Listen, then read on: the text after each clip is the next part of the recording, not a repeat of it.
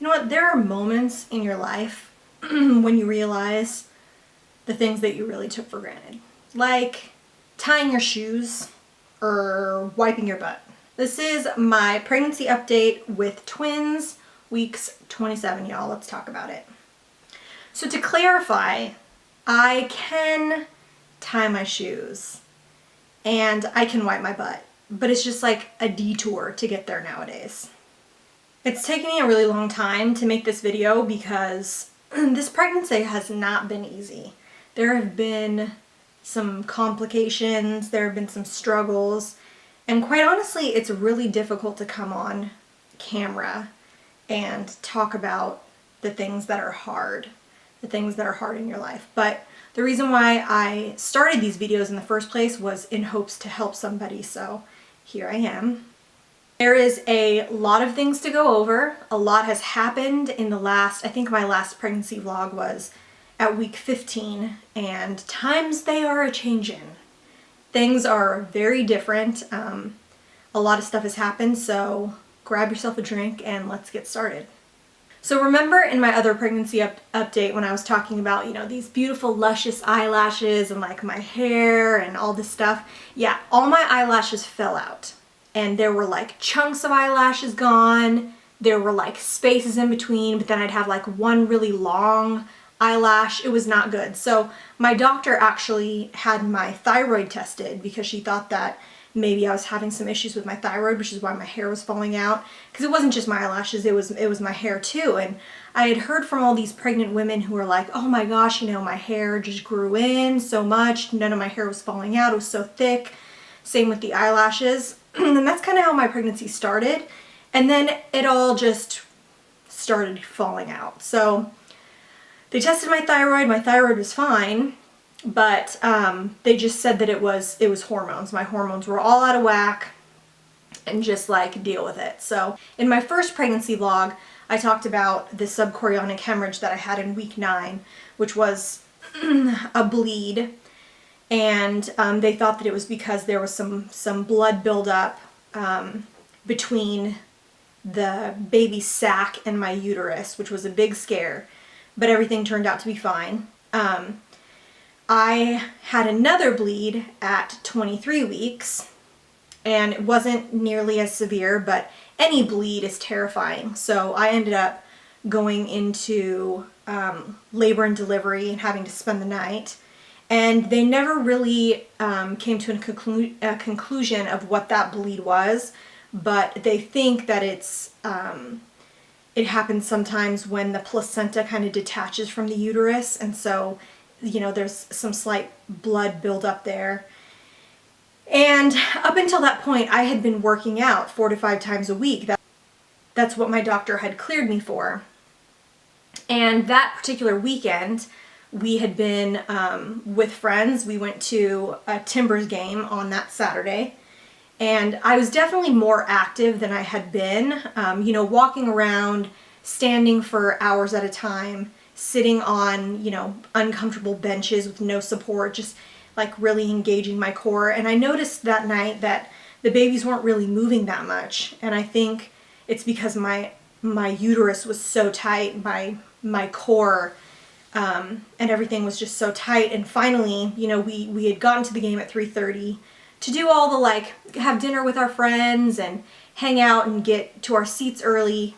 And by 9:30, I was completely cashed. So my husband and I left the game.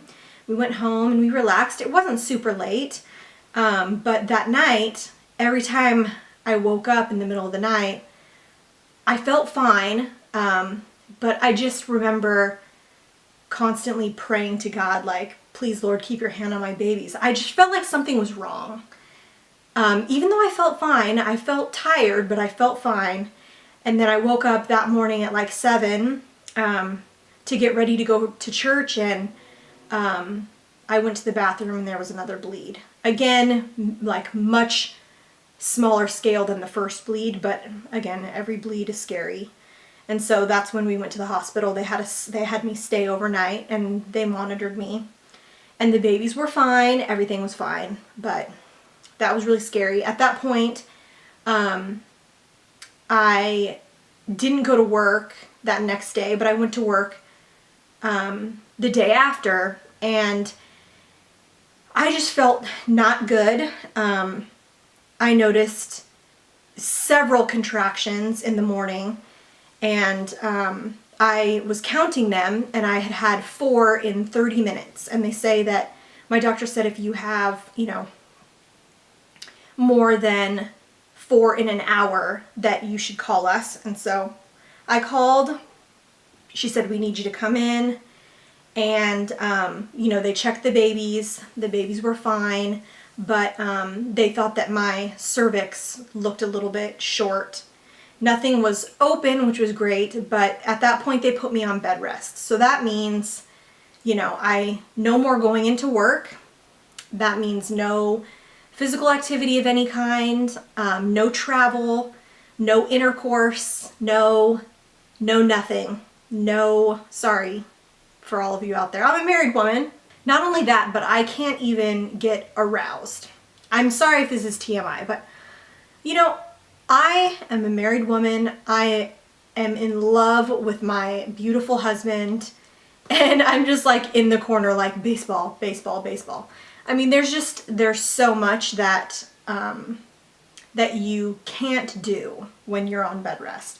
Now, luckily, my employer and my manager at Nike are incredible, and they are allowing me to work from home while I'm on bed rest.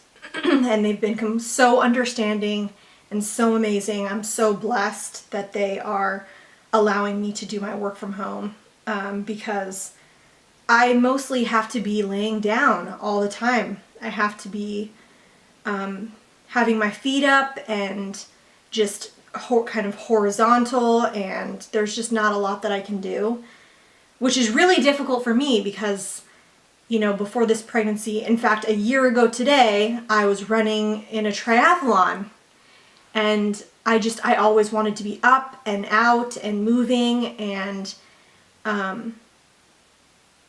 I thought that being on bed rest would just be such a luxury. I just get to relax, but that's just not my personality. It kind of makes me feel down to not be able to do anything.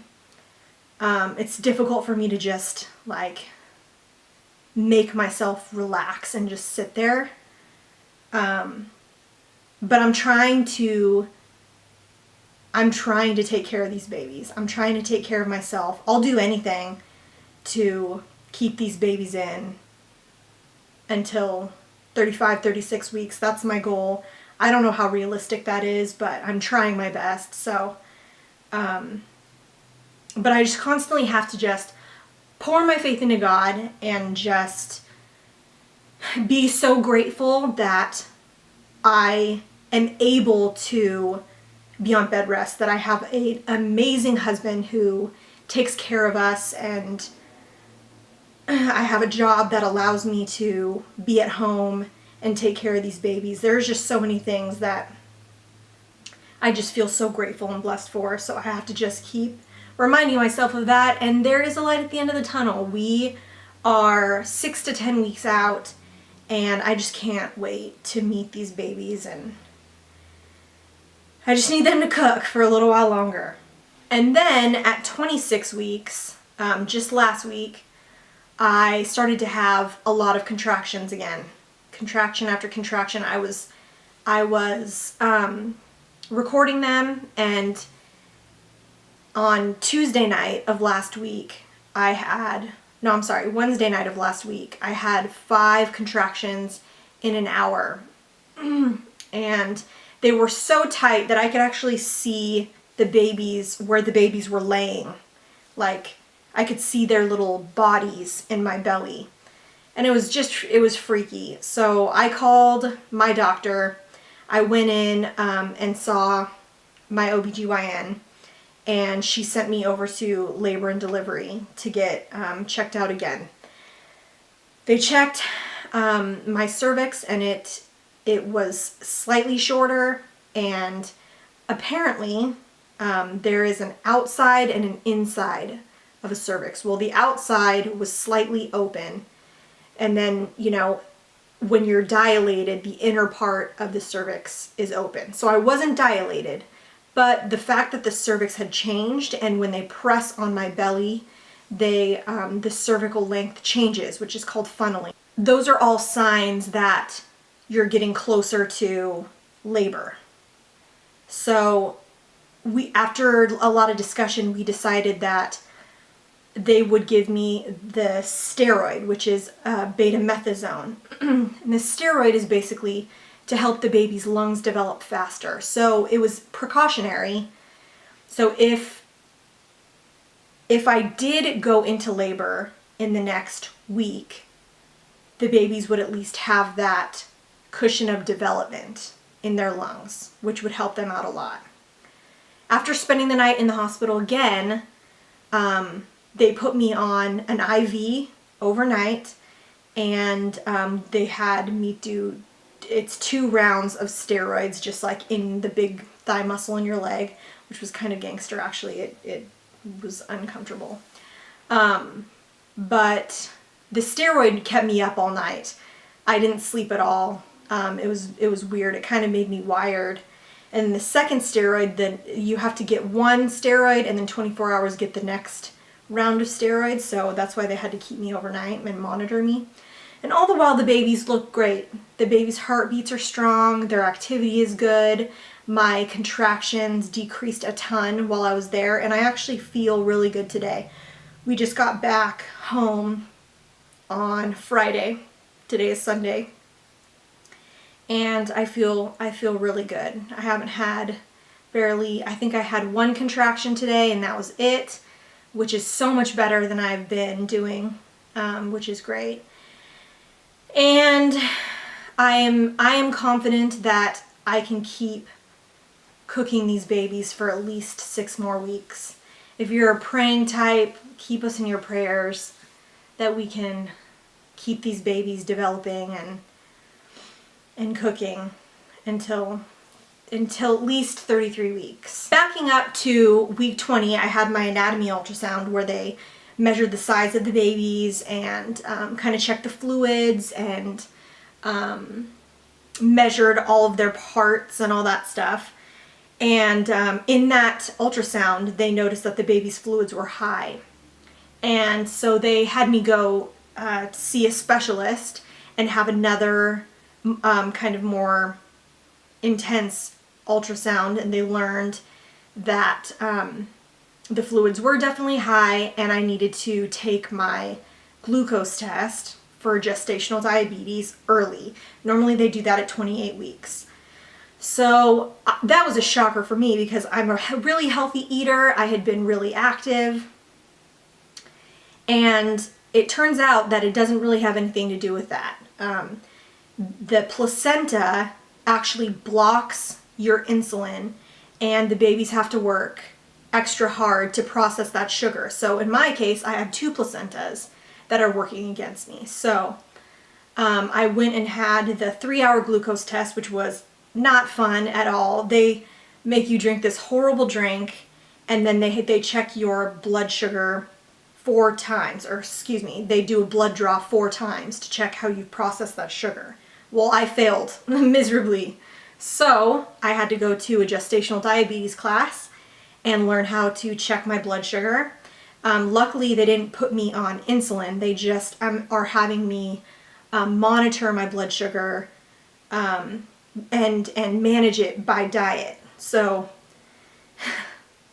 which was another shocker because, you know, I don't eat bad, but one of the joys of pregnancy was, you know, being able to indulge a little bit. Eat a cinnamon roll if I want to. Well, none of that anymore. And it's really difficult because I'm supposed to be eating 3,000 calories a day to support these twins, and I can't eat anything. I mean, they want me on tons of protein and fresh vegetables and not even that much fruit, because fruit has a lot of sugar in it. So I'm trying to get all these calories, but I have very minimal things that I can eat. So that has been a little bit of a struggle. And sometimes your girl just wants a damn cookie. Okay, sometimes you just want a cookie, and I have to be really careful because I always need to have my blood sugar be managed. And so, you know, with that, I wanted to, at this point, have gained about 40 pounds. And because of the change in my diet, I'm at 27 weeks and I've only gained 30 pounds. So I'm trying to get as many calories as I possibly can, good calories. My appetite for the good things is not really there. All I want to eat are the bad things. So, yeah, food just doesn't thrill me lately, but I have terrible heartburn, just the worst.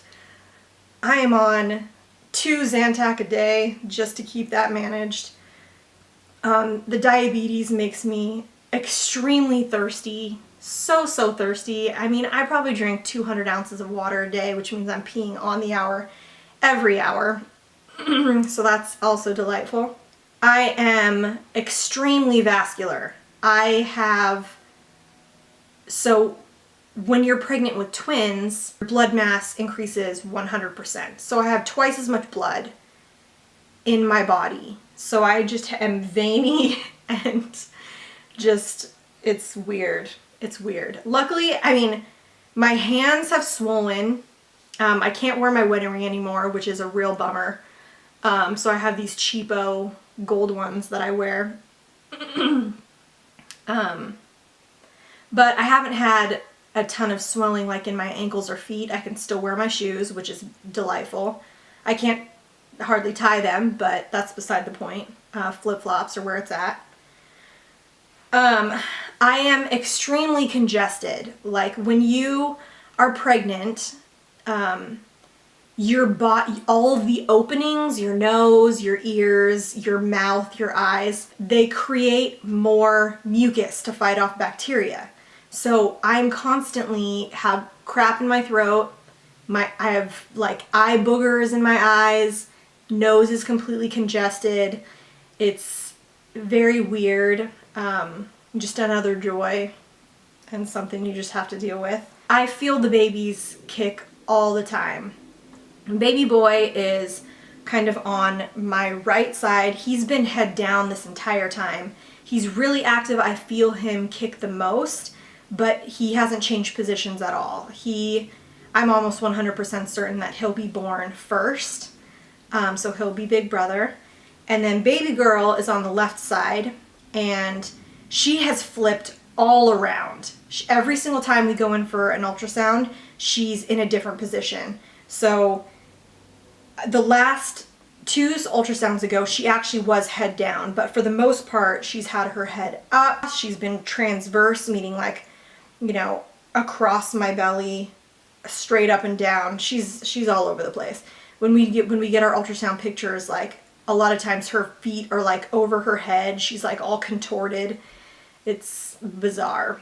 But I think that there is a placenta in the way here because like on the outside of my belly, because I don't feel her like limbs as much. I'll feel her shudder around, but I can actually see like legs and arms like go across my belly with baby boy. It's wild. It's super crazy. That's the best part of pregnancy for sure for me. Before I end this vlog, I just want to say thank you to my amazing husband, because this pregnancy has put me in the most vulnerable that I've ever been in my life. There's not a lot that I can do. Like physically, I'm super emotional and just really vulnerable. And my husband has been the most amazing husband ever of life. He's taken such wonderful care of us. He's my hero.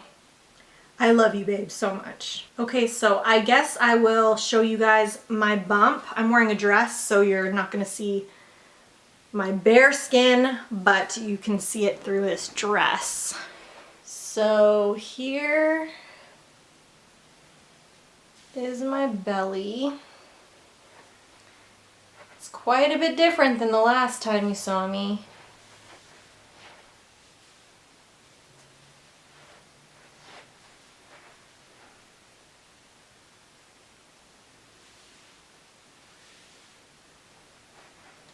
There we go.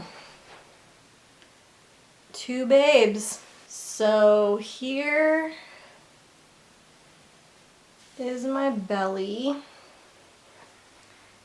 It's quite a bit different than the last time you saw me.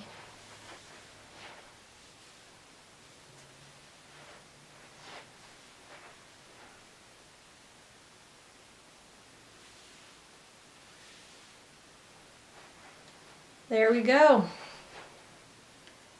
2 babes.